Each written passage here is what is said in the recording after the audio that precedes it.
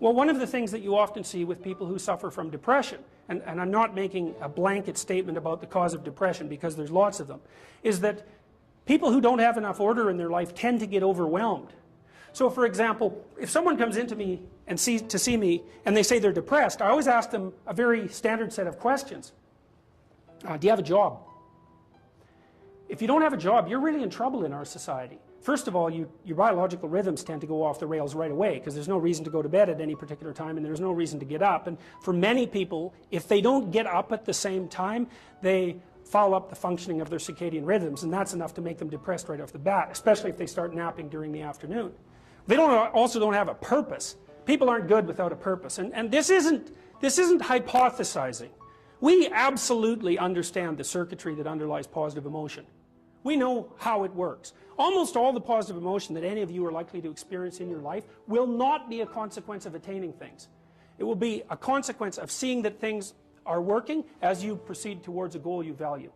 That's completely different, and you need to know this because people are often stunned. For example, they finish their PhD thesis and their presupposition is that they're going to be elated for a month, and often instead they're actually depressed, and they think, what the hell, I've been working on this for 7 years and I handed it in, and what do I do now? And that's what depresses them, right? It's the what do I do now? Well, they're fine if they enjoyed it, pursuing the thing. As long as it was working out, they get a lot of enthusiasm and excitement out of that because that's how our nervous systems work.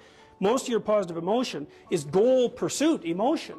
If you take drugs like cocaine or amphetamine, the reason they're enjoyable is because they turn on the systems that help you pursue goals. That's why people like them. So if you don't have a job, you got no structure, that's not good. Plus, you tend not to have a point. So you're overwhelmed by chaotic lack of structure and you don't have any positive emotion. Well, do you have any friends? So sometimes you see people who are depressed, they have no job, they have no friends, they have no intimate relationship, they have an additional health problem, and they have a drug and alcohol problem. My experience has been if you have 3 of those problems, it's almost impossible to help you. You're so deeply mired in chaos that you can't get out because you make progress on one front and one of the other problems pulls you down. So one of the things I tell people who are depressed is like, don't sacrifice your stability. Get a job, even if it's not the job you exactly want. Get a damn job, you need a job. Find some friends.